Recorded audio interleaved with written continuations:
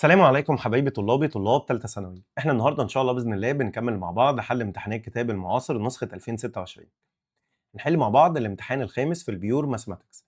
زي ما احنا متعودين في اول كل فيديو بيبقى لينا دعاء بنردده مع بعض وبنحط نيه خالصه لله ان الوقت اللي احنا قاعدينه مع بعض ده هو وقت في سبيل الله. اللهم علمنا ما ينفعنا وانفعنا بما علمتنا وزدنا علما. اللهم يسر ولا تعسر وافتح علينا فتوح العارفين ووفقنا لفهم المسائل وحسن التطبيق، اللهم امين يا رب. يا رب يوفق كل واحد فيكم ويحقق له كل اللي هو بيتمناه. تعالى كده نشوف اول سؤال عندنا بيقول ايه ونقول بسم الله الرحمن الرحيم. اول سؤال عندي بيقول لي لو انا if the term 3 of x in the expansion x plus 1 over x all power n is t7. ايه اول حاجه هتيجي في دماغك اول لما تقرا السؤال ده؟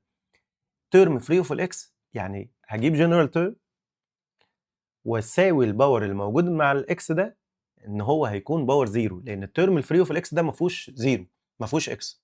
فده ما فيهوش اكس يبقى الاكس بتاعته هي اكس باور زيرو. فيبقى انا هجيب الجنرال تيرم للتي 7. طب ازاي بجيب جنرال تيرم للتي 7؟ قال لي ان سي 6 بنقص من ال 7 1 عشان دي كده اسمها الار، يبقى ان سي 6. باخد السكند تيرم اعمله باور ار، واخد الفيرست تيرم باور ان ماينس ار. السكند تيرم هنا 1 اوفر اكس يعني اكس باور نيجاتيف 1. خلينا بقى ايه نتعامل معاها لان هي اكس، بدل ما اتعامل مع 1 اوفر اكس وتبقى هي اكس باور نيجاتيف 1. طيب عليها باور ار اللي هو كام؟ اللي هو 6. طيب الفيرست تيرم اللي هو مين؟ الاكس باور ان ماينس ار يعني ان ماينس 6. يبقى الان سي 6 باور الباور تايم، يعني دي كده اكس باور كام؟ نيجاتيف 6. وادي اكس باور ان ماينس 6. في التايم ما بين الاكس والاكس بعمل بلس للباور، يعني ان سي 6 ادي اكس باور ان ماينس 6 ماينس 6 يعني ان ماينس كام؟ ان ماينس 12. هو ماله التي 7 ده؟ يعني التي 7 ده ايه اللي بيميزه؟ ان هو ترم فري اوف الاكس، يعني هو ما فيهوش اكس. يبقى الان ماينس 12 بتاعتي دي هتكون ايكوال كام؟ هتكون ايكوال 0. طيب الماينس 12 هتروح السايد الثاني تبقى بلس، يبقى الان ايكوال كام؟ الان ايكوال 12 اللي هي لتر مين؟ اللي هي لتر سي. لو انا عندي انتجريشن 1 اوفر اكس لن 1 اوفر اكس دي اكس، اول حاجه لازم اخد بالي منها شكل الاختيارات. لن اكس بار 2 لن اكس بار 2 لن اكس بار 2 لن اكس بار 2. يبقى انا لازم الاقي دي تبقى لن اكس، وغير كده هي فانكشن واللي بره الديريفيتيف بتاعها.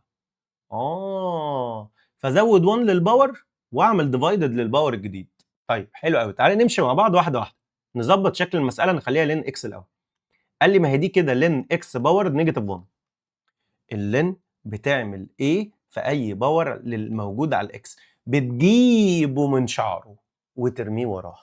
يعني اللين دي هتاخد النيجاتيف 1 ترميه قبلها، يبقى انتجريشن نيجاتيف 1 اوفر اكس لين اكس. طيب والله انا مش محتاج النيجاتيف دي في حاجه، فانا هربيها بره الانتجريشن خالص. ادي 1 اوفر اكس لين اكس. الله، ده ايه اللي عندي ده؟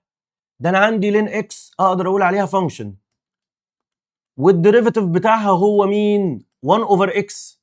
يبقى دي كده فانكشن وده الديريفيتيف بتاع الفانكشن دي. اللين اكس دي فانكشن والديريفيتيف بتاعها 1 اوفر اكس. خلاص، يبقى ادي النيجاتيف بره اهي.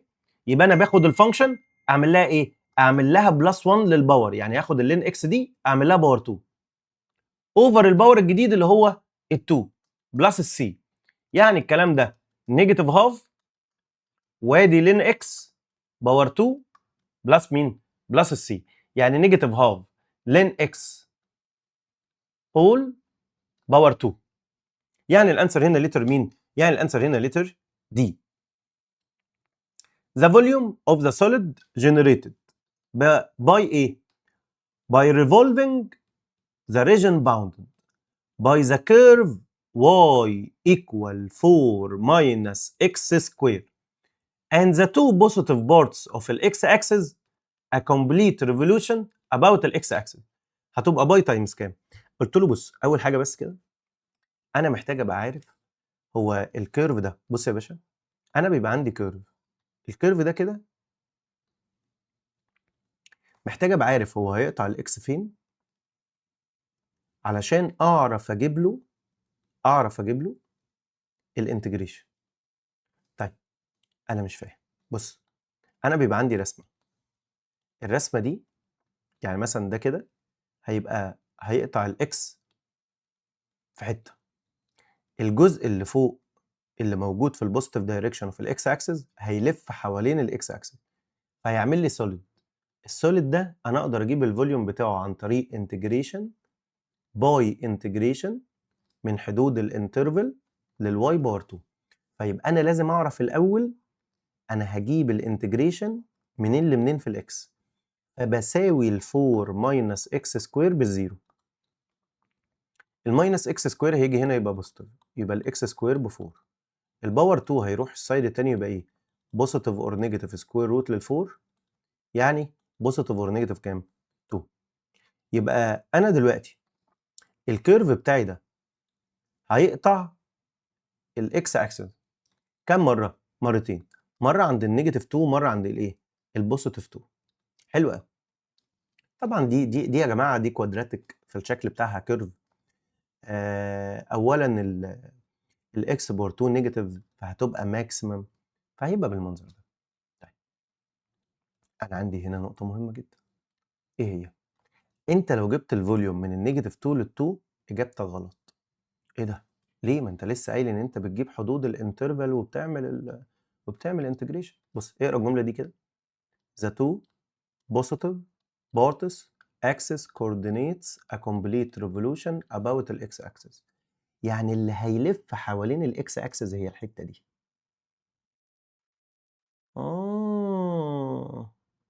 يبقى اروح رايح قايل له ايه؟ الجزء اللي انا هظلله هيكون موجود في انهي كواد؟ ما هو الاتنين يبقوا بوزيتيف، يبقى موجود في الفيرست كواد. يبقى الفوليوم بتاعي هيبقى عباره عن باي انتجريشن من الزيرو لل2 للواي باور 2 دي اكس. يبقى ادي باي انتجريشن من الزيرو لل2 الواي باور 2 يعني 4 ماينس اكس باور 2 اول باور 2 دي اكس. طيب لما اجي احسب الانتجريشن ده على الكالكليتر هلاقيه اداني كام؟ 256 اوفر 15 باي. طيب هو الراجل كاتب لي الباي، يبقى انا هاخد مين؟ ال 256 اوفر 15. يبقى ايه هي ارخم حته في السؤال ده؟ ان الانتجريشن بتاعي هيبتدي من الزيرو وهينتهي عند ال2، يعني ده الجزء اللي هيلف حوالين الاكس اكسس فهيعمل سوليد. انا عايز اجيب له الفوليوم بتاعه، وان حدود الفانكشن بتاعتي بدايتها من النيجاتيف 2 ل2، بس الجزء ده مش هيلف. الجزء اللي هيلف هو اللي من الزيرو لل2، لان هو قال لك the two positive parts of the axis of the coordinates a complete revolution about the x axis. السؤال اللي بعده هنا عندي ايه بقى؟ سؤال رقم كام؟ السؤال الرابع. if the straight line x equal 3y equal az is parallel to the straight line is parallel to the plane. يعني انا عندي بلين وعندي straight line parallel للبلين. طيب then ال a equal كام؟ قلت له بص انا اول حاجه انت لازم تبقى عارفها ان ادام الستريت لاين ده ال بيبقى perpendicular على النورمال اوف ذا بلين. ماشي؟ يعني العلاقه ما بين الان والدي بتاعه الستريت لاين بيكونوا بيربنديكولار ادام الستريت لاين بارلل للبلين. يبقى الان هو النورمال تو ذا بلين. النورمال تو ذا بلين ده بيربنديكولار على اي ستريت لاين بارلل للبلين. والله البارلل ده بارلل كده بارلل كده بارلل كده، المهم ان هو الانترسكشن ما بينه وما بين الان هيكون بيربنديكولار. قلت له جميل قوي، انا محتاج اجيب الدايركشن بتاع الستريت لاين، محتاج اجيب النورمال بتاع البلين واعمل ما بينهم دوت واساويه بالزيرو، لان ادام الاثنين بيربنديكولار فالدوت برودكت بتاعهم بزيرو. قلت له بص لازم الاكس والواي والزد يبقوا ليترز لوحدها مفيش كوفيشنت جنبها. فدي كده اكس ايكوال 3y اوفر 3، وادي ال1 تحت كده هتبقى اوفر 3. طيب az اوفر a، وادي 1 اوفر a. يعني الايكويشن بتاعت الستريت لاين هتبقى x و3y اوفر 1 اوفر 3 وz اوفر 1 اوفر a. يبقى الدايركشن بتاع الستريت لاين ده هيبقى 1 و1 اوفر 3 و1 اوفر a. النورمال بتاع البلين قال لي كوفيشنت الاكس والواي والزد يعني 1 و3 و2. قلت له يا استاذ الكريم ال بارلل للبلين. قلت له صح انت اللي قايل اهو. يبقى الدايركشن بتاع الستريت لاين بيربنديكولار على الدايركشن بتاع البلين. قلت له صح ده منطقي. قلت له يعني الدوت برودكت بتاعهم بكام؟ بزيرو. حلو قوي. يبقى ادي 1 وادي 1 اوفر 3 وادي 1 اوفر ان بعمل لها دوت، وادي ال 1 اوفر اي بعمل لها دوت لل 1 وال 3 وال 2 واساويها بالزيرو. 1 تايمز 1 ب 1، 1 اوفر 3 تايمز 1 ب 1، 1 اوفر a تايمز 2 ب 2 اوفر a. الكلام ده ايكوال 0. شيفت كالك هيديني الايه بنيجاتيف 1، يا اما اروح رايح قايل له 2a بلس 2 ايكوال 0 ونحلها ايكويشن. 2 دي بلس تروح السايد التاني تبقى ماينس، يبقى 2 اوفر a هتكون ايكوال نيجاتيف 2 اوفر 1. هنعمل كروس مالتيبليكيشن فالايه هتديني كام؟ الايه هتديني نيجاتيف 1 اللي هي لتر مين؟ اللي هي لتر دي. ماشي؟ ماشي يا مستر. عايزين نشوف السؤال الخامس الجبرا. If a x power negative 3 is one of the terms of the expansion ده then ال a equal كام؟ قلت له انا هجيب general term. مين يا جماعه الجنرال term؟ قال لي الجنرال term هو tr بلس ال 1 هيكون equal n c r. n c مين؟ r تايمز السكند تيرم اللي هي عباره عن مين؟ 2 باور r وعباره عن x باور نيجاتيف 3 باور r. الفيرست تيرم اللي هو x باور 2 قال لي باور n ماينس r. قلت له حلو قوي.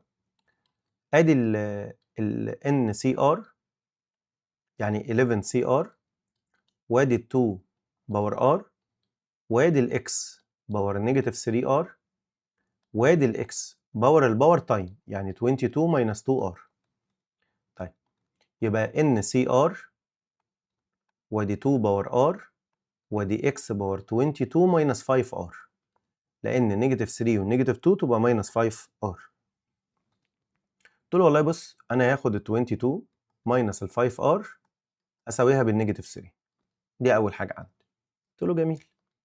يبقى ال 5 r هتيجي هنا وال 3 هتيجي هنا، يبقى ال 5 r هكون ايكوال 25 يعني الار بكام؟ يعني الار ب 5. طيب انا كان ممكن ما اعملش كل الستبس دي. كان ممكن اروح رايح قايل ان الار عباره عن a ماينس k. نكتب بس القانون صح. a n ماينس k اوفر a ماينس b. ال a هو الباور الاولاني اللي هي 2 تايمز 11 ماينس ال k اللي هو الباور اللي هو مديهولي اللي هي نيجاتيف 3. ادي ال 2 ماينس البي الباور بتاع السكند تيرم اللي هو نيجاتيف 3 فتبقى بلس 3. دي كده ادتني 25 اوفر 5 فادتني الار ب 5. يعني كل الستبس دي تختصر في الخطوه دي بس ان الار ايكوال اي ان ماينس كي اوفر اي ماينس بي. الاي هو الباور بتاع الترم الاولاني، الان هو باور المساله، الكي هو الباور اللي هو مديهولك، البي هو الباور بتاع السكند تيرم. قلت له حلو قوي. فاحنا كده كلنا عرفنا ان التي 6 هو الترم اللي بيحتوي على a x باور نيجاتيف 3. قلت له جميل جدا. يبقى 11 c 5 2 باور 5 x باور نيجاتيف 3 الكلام ده قد a x باور نيجاتيف 3. يعني الايه بكام؟ قال لي يعني الايه ب 11 c 5 تايمز 2 باور 5 يعني الايه ب 14784 اللي هي لتر مين؟ اللي هي لتر سي. يعني الانسر هنا لتر سي. انا هنا كنت عايز اجيب الاي وقدرنا نجيب الفاليو بتاعت الاي لما عرفنا ان الترم اللي بيحتوي على الاي ده هو الترم السادس. السؤال اللي بعده سؤال solid geometry. لو كانت الثيتا is the measure of the angle included between the two vectors a equal -2 و -6 و1 وال b equal 2 و6 و-1. قلت له يا باشا انا اقدر اولا انا السؤال ده اقدر احله بعناية على طول. ال a قد نيجاتيف ال b يبقى الانجل ما بينهم على طول ب 180. واحد يقول لي يا مستر طب انا مش هاخد بالي، انا دي فرصه كويسه ان انا اراجع على قانون الانجل بتوين تو فيكتورز. قانون الانجل بتوين تو فيكتورز ان كوساين ثيتا عباره عن A ابسولوت A دوت البي اوفر نورمال A نورمال B. تمام؟ طيب انا هنا الانجل بتوين التو فيكتورز ممكن تبقى رقم بوزيتيف وممكن تبقى رقم نيجاتيف، عشان كده انا ما حطيتش ابسولوت لان هو هنا حاطط 120 180. فقلت له الاي بنيجاتيف 2 نيجاتيف 6 1 دوت البي ب 2 6 ونيجاتيف 1 اوفر نورمال A اللي هي سكوير روت لنيجاتيف 2 باور 2 بلس نيجاتيف 6 باور 2 بلس 1 باور 2 تايمز نورمال B اللي هي 2 باور 2 بلس 6 باور 2 بلس نيجاتيف 1 باور 2. الكلام ده على الكالكوليتور اداني كام؟ نيجاتيف 1. يبقى الثيتا ايكوال كام؟ شيفت كوساين نيجاتيف 1 اللي هي هتديني 180. السؤال اللي بعده بيقول لي واي هي عباره عن مين؟ اكس لين اكس. الواي عباره عن اكس لين اكس. عايز اجيب الثيرد ديريفيتيف عند ال2. قلت له يا باشا تعالى نجيب الفيرست ديريفيتيف الاول. ادي الدي واي اوفر دي اكس. الديريفيتيف الاول ب1 تايمز الثاني زي ما هو. طيب الثاني زي ما هو اللي هو مين؟ اللي هو لين اكس بلس الديريفيتيف الثاني ب1 اوفر اكس تايمز الاول زي ما هو. الكلام ده كده هيديني لين اكس بلس مين؟ لين اكس بلس مين؟ بلس 1. طيب ادي الدي سكوير واي اوفر دي اكس سكوير. ديريفيتيف لين اكس هتبقى 1 اوفر اكس. طيب حلو قوي. ال1 اوفر اكس دي يعني اكس باور كام؟ اكس باور نيجاتيف 1. طيب عايزين نجيب ثيرد ديريفيتيف يبقى دي باور 3 واي اوفر دي اكس باور 3. هننزل الباور وننقص 1 من الباور تبقى نيجاتيف 1 اكس باور نيجاتيف 2 يعني نيجاتيف 1 اوفر اكس باور نيجاتيف 2 باور 2 لان احنا نزلنا النيجاتيف 2 دي تحت فبقت باور 2. هشيل الاكس واحط مكانها 2 يبقى نيجاتيف 1 اوفر ايه؟ نيجاتيف 1 اوفر 4 اللي هي لتر مين؟ اللي هي لتر سي. السؤال اللي بعده بيقول لي لو كانت الاف عباره عن 2x بلس ال1 عايز يجيب 1 2 3 ثيرد ديريفيتيف عند ال1. ثيرد ديريفيتيف عند ال1. قلت له يا استاذي الكريم احنا اول حاجه مين ديريفيتيف الكومبوزد فانكشن؟ قال لي اف داش 2x بلس ال1 تايمز الديريفيتيف اللي جوه البراكت اللي هو 2 هيكون ايكوال ديريفيتيف الساين كوساين. بس الاول لازم اعمل ديريفيتيف للانجل. ديريفيتيف الانجل ب 2 تايمز كوساين 2x. لما اجي اعمل ديريفيتيف مبدئيا بس ال2 دي هتطير مع ال2 دي فانا عندي اف داش بقى اف دبل داش هتبقى عباره عن 2x بلس ال1 تايمز 2 اللي هو ديريفيتيف الانجل هتكون ايكوال الكوساين 2x ديريفيتيف الكوساين بنيجاتيف ساين فهتبقى نيجاتيف 2 ساين 2x. مبدئيا ده هيطير مع ده. لما نيجي نجيب الثيرد ديريفيتيف ادي 2x بلس ال1 تايمز ال2 هتكون ايكوال نيجاتيف ديريفيتيف ساين 2x ب 2 كوساين 2x. ادي ده هيطير مع ده فاداني الثيرد ديريفيتيف لل 2x بلس ال1 هتكون ايكوال نيجاتيف كوساين 2x. في ناس ممكن تسيب التوهات دي كده وتجمعها في الاخر مع بعض وهتلاقيهم بيطيروا بعض. فالمهم ان في الاخر هيتبقى لك نيجاتيف كوساين 2x. طيب انا لو شلت الاكس وحطيت مكانها وانا بعبيط لان انا كده هبقى اجيب الثيرد ديريفيتيف عند ال 3 لان 2 تايمز 1 بلس ال1 ب 3. طيب انا عايز اعرف مين اللي يخلي لي ده يكون بايه؟ يكون ب1. فباخد ده على جنب كده اساويه بال1. قلت له جميل ال1 هتروح السايد الثاني تبقى ماينس يبقى ال2x هتكون ايكوال 0 يعني الاكس ب0. فهشيل الاكس واحط مكانها 0 بقت الثيرد ديريفيتيف عند ال1 هتكون ايكوال نيجاتيف كوساين 0. طيب كوساين 0 بكام؟ قال لي كوساين 0 ب 1 وفي جنبها نيجاتيف تبقى نيجاتيف 1 يعني الانسر هنا ليتر مين؟ الانسر هنا ليتر بي اللي هو نيجاتيف 1. لو كانت الاف از اود فانكشن and continuous from النيجاتيف 6 لل 6 قلت له باشا مبدئيا بس عشان تبقى عارف ادام هي اود يبقى الانتجريشن من ال0 لل6 بزيرو ماشي؟ طيب هو بيقول لك الانتجريشن من ال4 لل6 ب7. قلت له جميل. هو عايز الانتجريشن من النيجاتيف 6 لل4. بص يا استاذي الكريم، انا عندي اود فانكشن، دي النيجاتيف 6 ودي ال4، عشان بس تبقى انت فاهم. ودي ال4 ودي ال6. انت معاك دي كده، الانتجريشن بتاعها كان بكام؟ كان ب7، وهي اود. وهي ايه؟ اود. هي اود. طيب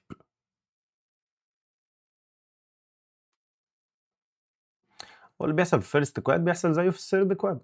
طيب انا عايز اجيب الانتجريشن من النيجاتيف 6 لل4 اف اكس بلس اكس. البلس اكس دي ما فيهاش مشكله. احنا دلوقتي عندنا ايه؟ قال لي الانتجريشن من النيجاتيف 6 لل4 هنوزعه على الاف اكس بلس انتجريشن من النيجاتيف 6 لل4 هنوزعه على الاكس دي اكس. ده برقم اقدر اجيبه عادي. طيب انا عندي بقى من النيجاتيف 4 من النيجاتيف 6 لل4 يعني المسافه دي كلها.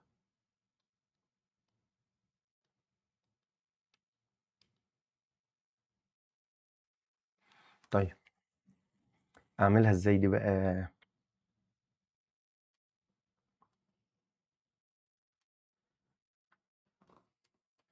اعملها ازاي؟ قال لي بص، انا اقدر اقول ان دي من النيجاتيف 6 للنيجاتيف 4 للاف اكس بلس من النيجاتيف 4 لل4 ادي الاف اكس دي اكس بلس دي. يا عم انا هحسبها على الكالكوليتور على طول عشان اريحك.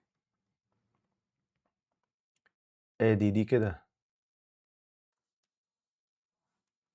اكس، وادي دي كده من النيجاتيف 6 لل4 ادتني نيجاتيف 10.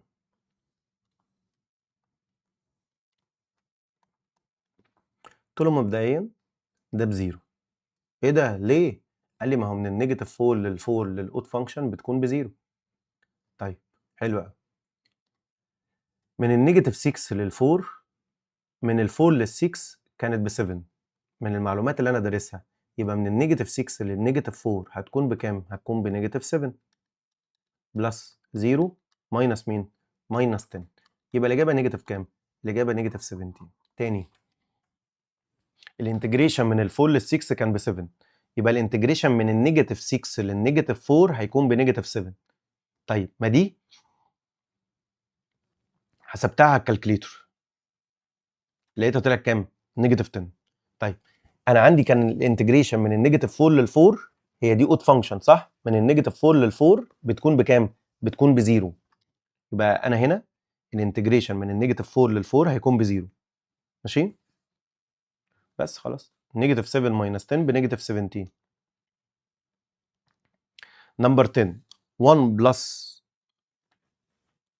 1 بلس 1 اوفر اوميجا بلس الاي بلس تايمز 1 بلس 1 اوفر اوميجا سكوير بلس الاي. قلت له مبدئيا بس كده انا هشيل 1 دي واحط اوميجا باور 3، فتبقى دي كده 1 بلس اوميجا سكوير بلس اي.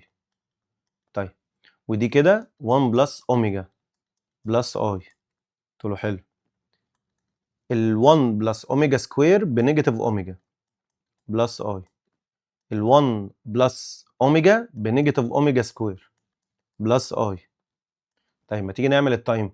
قال لي نيجاتيف اوميجا تايمز نيجاتيف اوميجا سكوير ببوزيتيف اوميجا باور 3.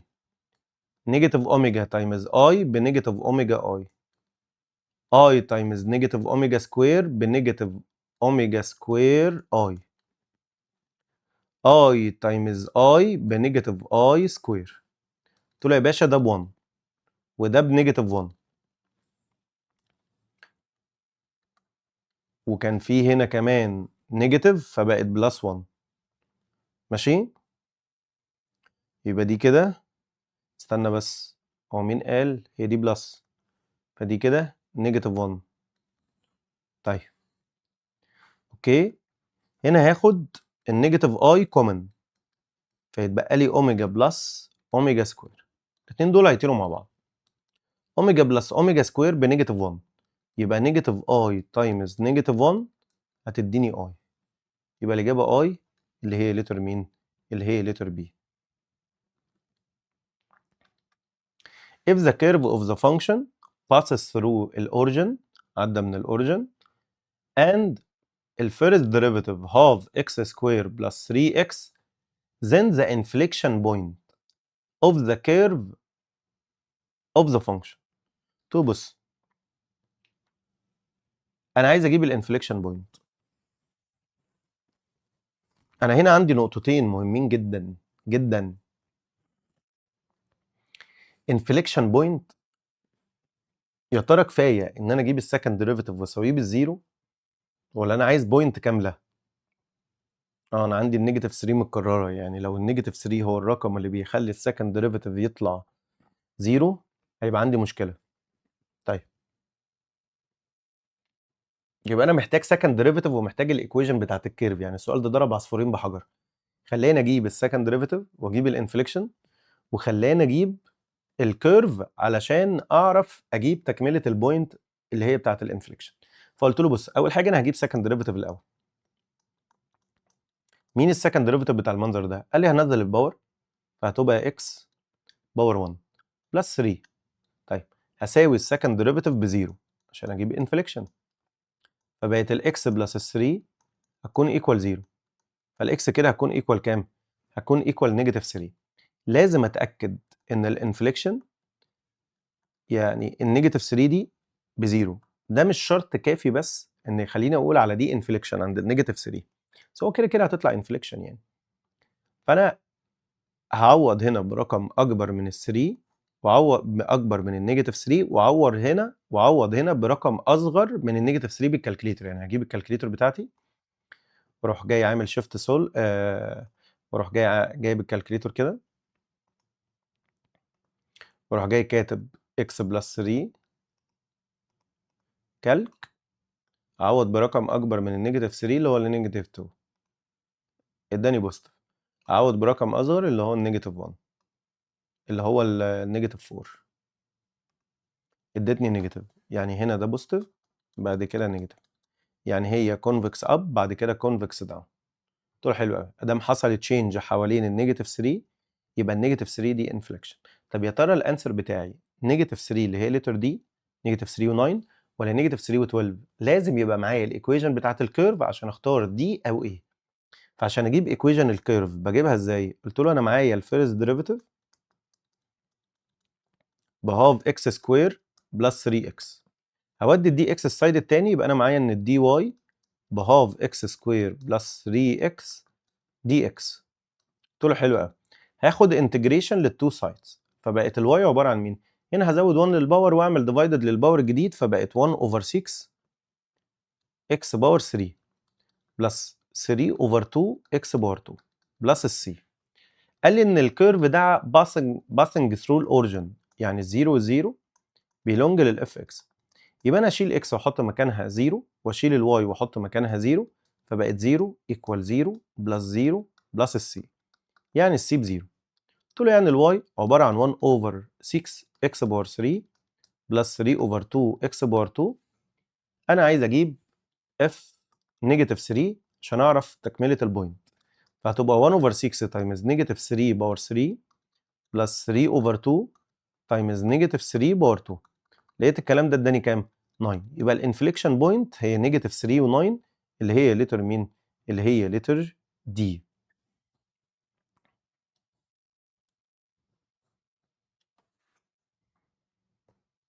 سؤال رقم 12 بيقول لي the plane equation whose passes through point negative 1 و 2 و 1 perpendicular to the straight line whose passing through البوينت negative 3 و 1 و 2 then و 2 و 3 و 4.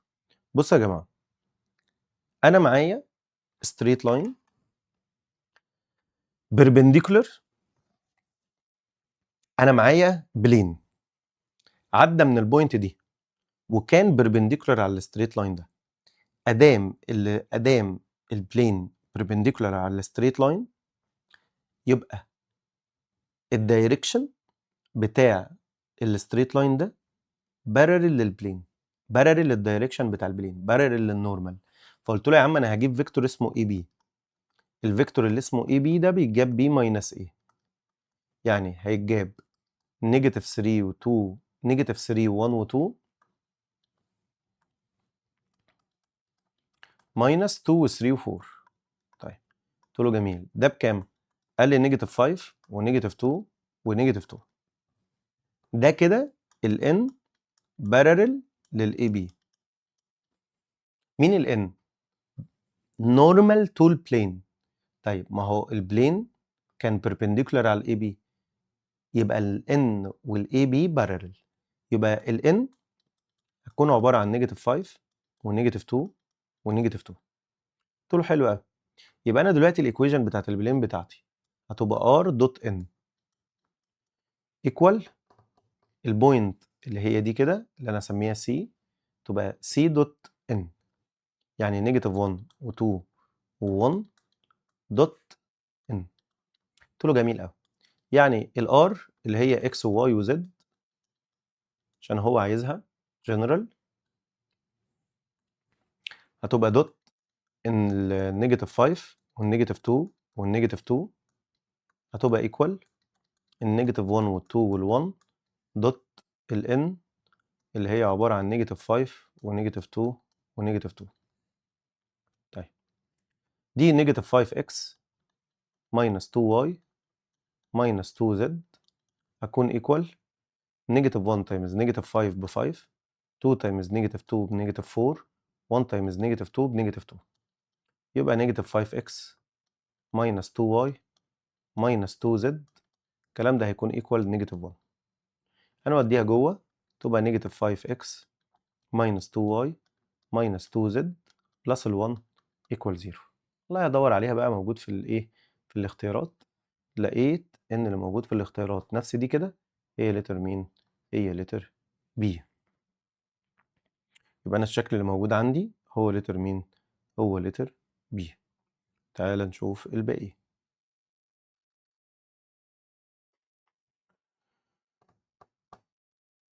لو انا عندي الزد 1 1 بلس روت 3 اي، وعندي الفور كوساين نيجاتيف باي اوفر 3 بلس اي ساين نيجاتيف باي اوفر 3. اول حاجه بس قبل ما اعمل الديفايد وايا كان الكلام ده كله، انا لازم ابقى متاكد ان الزد 2 دي ستاندرد فور، التيرمز كلها بوزيتيف والاي جنبها ساين. التيرمز كلها بوزيتيف والاي جنبها ساين، ده متحقق فعلا، التيرمز كلها بوزيتيف والاي جنبها ساين. قلت له حلو قوي، يبقى انا محتاج الزد 1 هي كمان تتكتب تريجونومتريك فورم عشان بعد كده الاكسبوننشال ده هيبقى الموضوع سهل. قلت له جميل، انا عندي كده الاكس ب 1 والواي بروت 3، اروح رايح جايب الكالكليتور بتاعتي الحلوه الجميله دي كده واروح عامل شيفت بلس عشان عايز احولها بولار فورم. ادي 1 كوما روت 3 اها، لقيتها طلعت 2 و60. قلت له جميل، يعني الكلام ده اقدر اكتبه 2 واروح فاتح كده كوساين 60 اللي هي باي اوفر 3. طيب انا مش عارف، خلاص انا معايا الانجل بالراد، معايا الانجل بالديجري وعايز احولها للراد، ف 60 تايمز باي اوفر 180 هتلاقي اديتك باي اوفر 3. قلت له حلو قوي، يبقى زد 2 اوفر زد 1 بيتعمل ازاي؟ قال لي الار 2 اوفر الار 1 وبعد كده بعمل كوساين سيتا سيتا 2 ماينس سيتا 1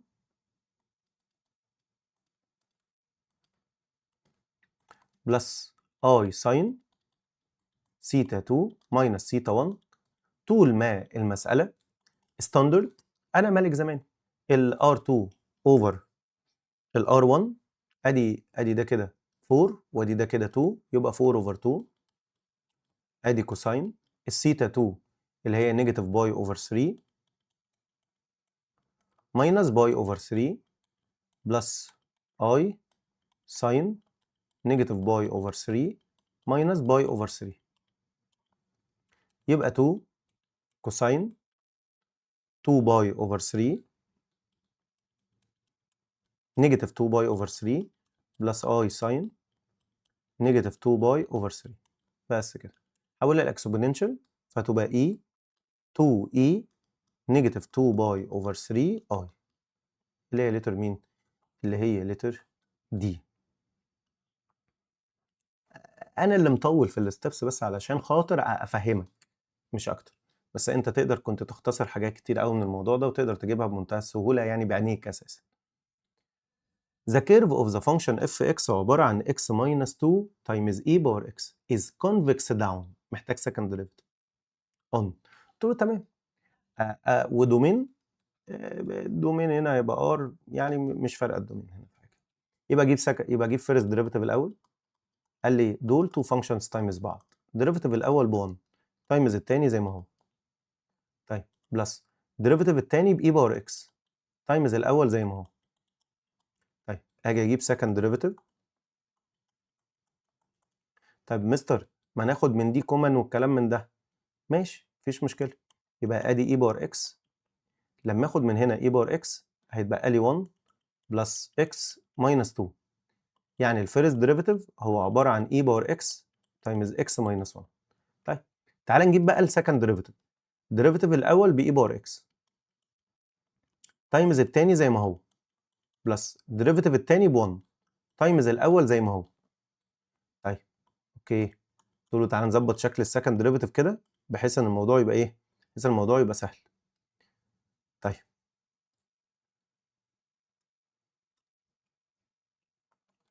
دي اي باور اكس ماينس اي باور اكس بلس اي باور اكس، ماشي؟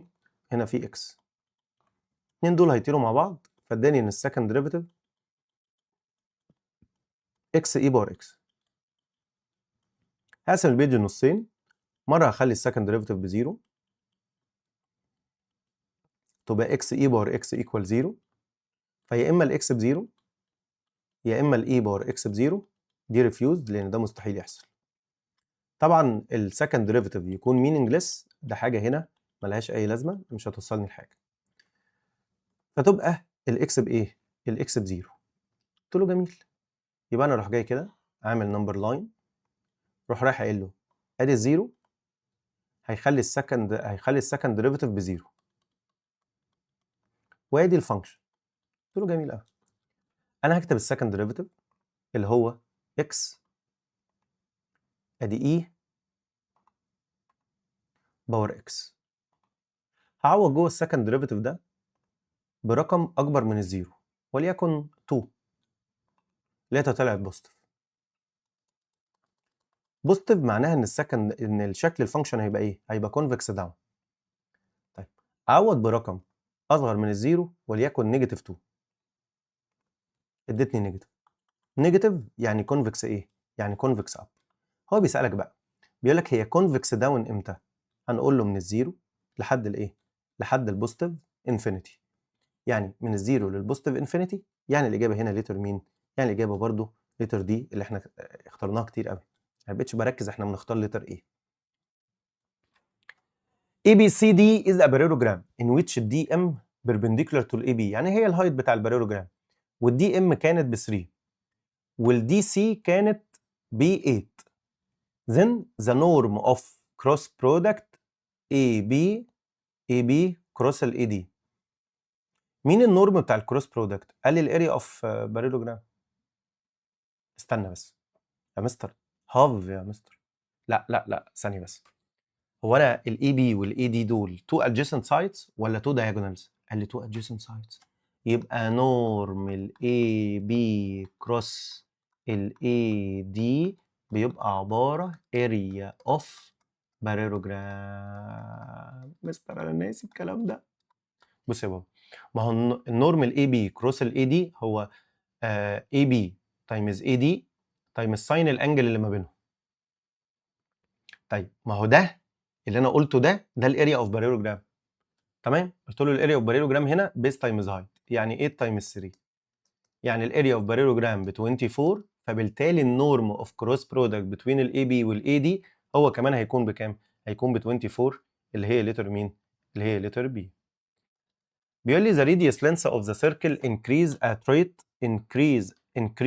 rate 2 سم per minute. قلت له يبقى انا معايا الدي ار اوفر الدي تي ب 2 سم per minute.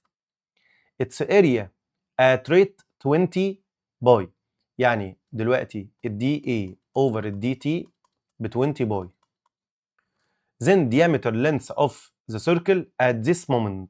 diameter length of the circle at this moment. قلت له خلاص انا لو جبت الراديوس هعرف اجيب diameter. قلت له يا باشا الاريا عباره عن 2 باي ار سكوير. باي ار سكوير. قلت له يبقى دي اي اوفر دي تي هتبقى عباره عن مين؟ هننزل الباور فهتبقى عباره عن 2 باي ار دي ار اوفر دي تي. الدي اي اوفر دي تي بكام؟ قال لي دي ب 20 باي. طب الكلام ده ايكوال 2 باي ار تايمز الدي ار اوفر دي تي ب 2. فقلت له جميل، يعني الار عباره عن 20 باي اوفر 4 باي. فالاجابه ادتني كام؟ قال لي الاجابه ادتني 5، بس هو عايز ديامتر والديامتر ايكوال 2 ار. يبقى الديامتر بكام؟ قال لي ب 10 سنتيمتر، اللي هي لتر مين؟ اللي هي لتر سي. سؤال برضو related time rates سهل وجميل ما فيهوش اي مشاكل. The given figure represents the curve of second derivative. دي رسمة second derivative. السكند derivative constant. السكند derivative constant. Which of the following statements is true? The curve of the function is convex up. هو convex up يعني negative. لا، هو اساسا السكند derivative equal 4، يعني ده معناها ان السكند derivative دايما بوزيتيف، يبقى ده معناه ان هي convex بوزيتيف، يبقى convex down. convex down in الار عند كل الارقام. طيب the function has inflection at x equal 0. الفانكشن has inflection at x equal 0. لا، لان بص هو مين السلوب بتاع الستريت لاين ده؟ قال لي السلوب بتاع الستريت لاين ده هو بارل للاكس اكسس.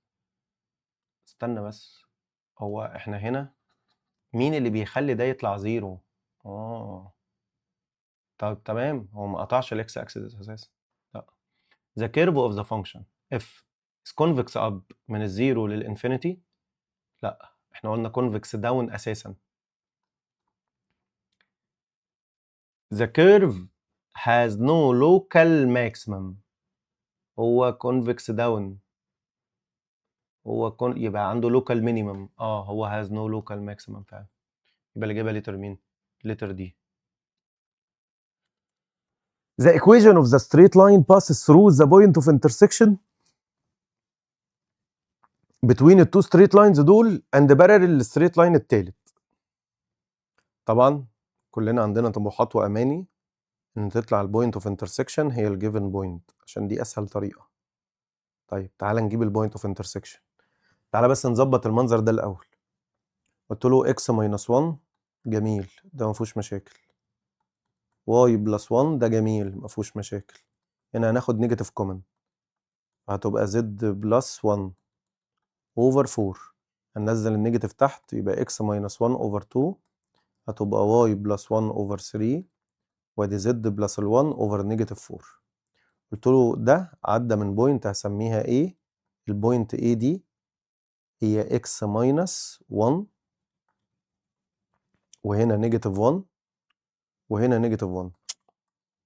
طيب الستريت لاين التاني اللي هو R2 equal 1 ونيجاتيف 1 ونيجاتيف 1 بلس t نيجاتيف 2 و1 و3 عدى برضو من بوينت اسمها A ب 1 ونيجاتيف 1 ونيجاتيف 1. يبقى بص ده تاني سؤال يقابلنا في الامتحانات دي. تمام؟ السؤالين اللي قابلونا في الامتحانات كانت البوينت اوف انترسكشن هي الجيفن بوينت، فانا مش محتاج احور على نفسي. ماشي؟ طيب هو كان عدى من البوينت ايه خلاص وكان بارل الستريت لاين ده، يعني دي نفس الدايركشن بتاع ده بس دي متخزوقه. يعني دي فيها مشكله هنا وفيها مشكله هنا. قلت له مبدئيا انا هاخد من هنا 2 كومن فيتبقى لي x بلس 1 اوفر 4. طيب ودي y ماينس 5 دي حلوه وجميله. هنا بقى هاخد نيجاتيف 1 كومن فيتبقى لي z ماينس 1 اوفر نيجاتيف 3. هعمل هنا ديفايدد 2 فوق وديفايدد 2 تحت فبقت الاكس بلس ال1 هتبقى اوفر 2. ادي الواي ماينس 5 زي ما قلنا دي محترمه. طيب هعمل ديفايدد نيجاتيف 1 فوق وديفايدد نيجاتيف 1 تحت فبقت 3. فبقى الدايركشن بتاع الستريت لاين ده بكام؟ ب2 و3 و3. طب ما الستريت لاين بتاعي بارلل للستريت لاين ده، يبقى ده الدايركشن بتاع الستريت لاين بتاعي. يبقى الستريت لاين بتاعي عدى من بوينت اسمها 1 ونيجاتيف 1 ونيجاتيف 1، وكان الدايركشن بتاعه ب2 و3 و3. هو مديها لك ايه بقى؟ لتر ايه على طول اهي جاهزه. طبعا لو كان هو راجل مش كويس كانت هتبقى الاجابه لتر سي، لان كنا هنقعد بقى نحول كل شويه. طيب ده احنا خلصنا، ده الاسي. الزد 1 عباره عن كوساين 7 باي اوفر 4 ماينس اي ساين 7 باي اوفر 4. قلت له اولا دي نوت ستاندرد يا باشا، نوت ستاندرد، يبقى انا لازم الاول اخليها ستاندرد. طب عرفت منين؟ الستاندرد التيرمز كلها بوزيتيف، هنا الاي اساسا الترم ده نيجاتيف، فدي كده مش ستاندرد. ماشي. طيب يبقى التيرمز كلها بوزيتيف والاي جنبها ساين، دي نوت ستاندرد، ركز في الحته دي. طيب الزد 2 كومبلكس، ماشي. الجبريك، فايند ذا نمبر زد اللي هو زد 1 اول باور 2 وزد 2 اول باور 6 ان اكسبوننشال فورم. قلت له جميل، يبقى انا محتاج اجيب دي اكسبوننشال فورم واجيب دي ستاندرد واحولها لاكسبوننشال فورم، بعد كده الكلام ده سهل. طيب يبقى الزد 1 اخليها ستاندرد ازاي؟ كالكليتور يا جميل. بعملها ازاي على الكالكليتور؟ اول حاجه على الكالكليتور بجيب الكالكليتور كومبلكس، تمام، واروح جاي كاتب المساله. ادي كوساين، كوساين مين؟ ادي 7 تايمز 180 اوفر 4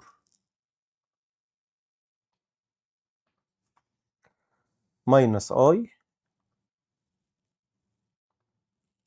ساين، ماشي، 7 تايمز 180 اوفر 4.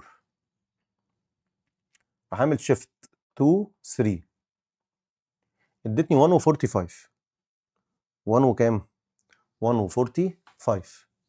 قلت له يا باشا يعني دي كده خلاص بكتبها اكسبوننشال، ادي 1 اي باي اوفر 4 اي، ده كده الاكسبوننشال بتاعها. قلت له ده ارجع بقى من الكومبلكس اطلع بره، رجعتها عادي، تمام، ورحت جاي اعمل شيفت بلس عشان احولها اكسبوننشال، فهعمل نيجاتيف 1 بعد كده كوما 1. بص رخمه بقى، بس سيبك، انا عايز السيتا 135، الار مقدور عليها. قلت له الار هنا اللي هي الار 2 تبقى عباره عن سكوير روت للنيجاتيف 1 باور 2 بلس 1 باور 2، ادتني روت 2. طب السيتا الباشا لسه قايلها لي بكام؟ ب 135. طيب ال 135 دي انا عايز اكتبها اسمها ايه دي علشان يبقى الموضوع سهل. قلت له يبقى 135 تايمز باي اوفر 180، ادي تايمز باي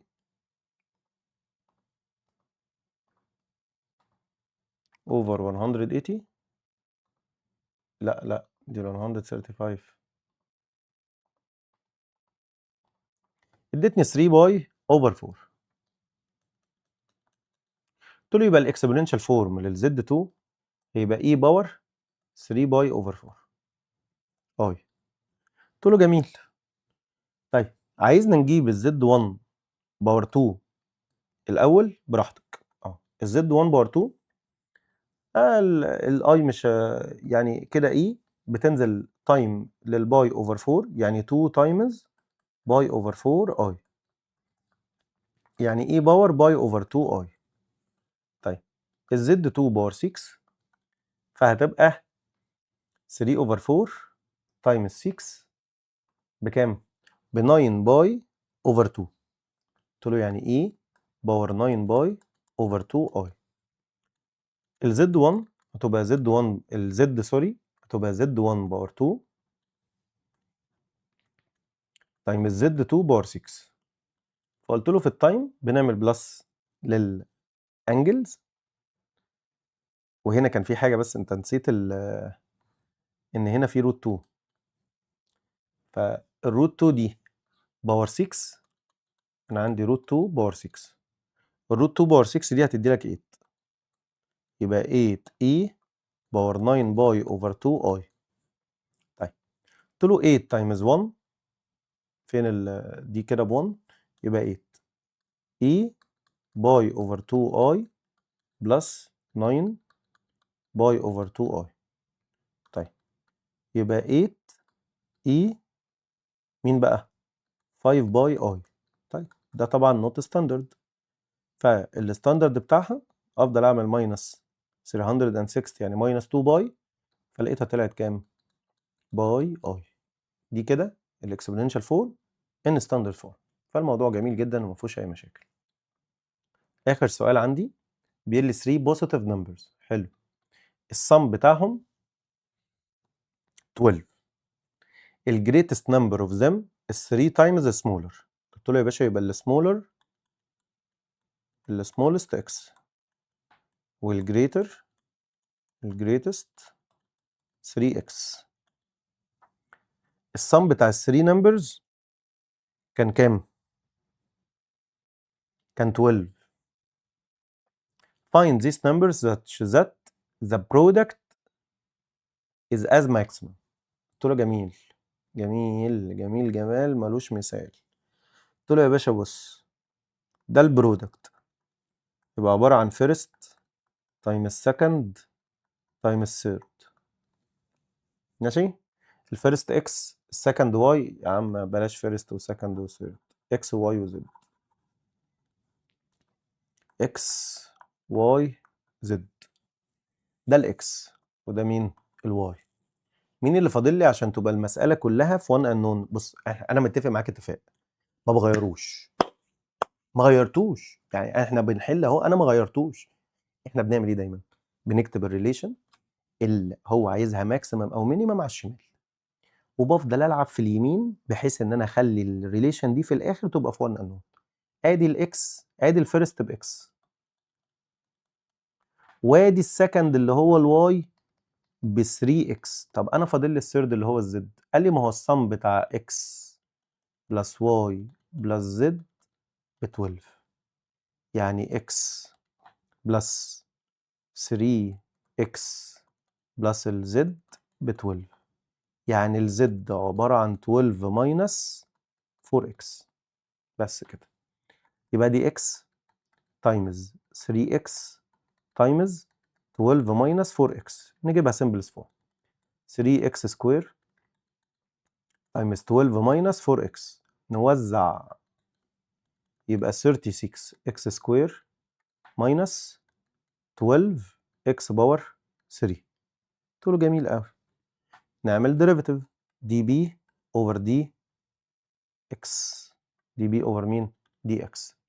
فدي ادتني 72 اكس ماينس 36 اكس باور 2.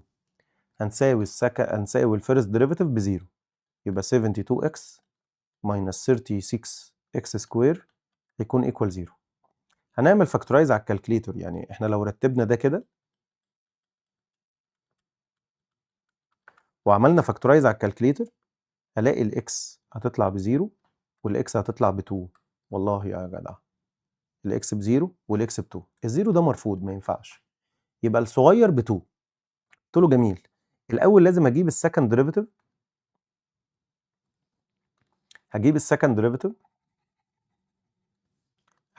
ديريفيتيف للبي عشان اتاكد ان الصغير ده هيديني وعايز ماكسيمم، فلازم السكند ديريفيتيف يطلع نيجاتيف. هنا ده ادتني 72 ماينس 72 اكس.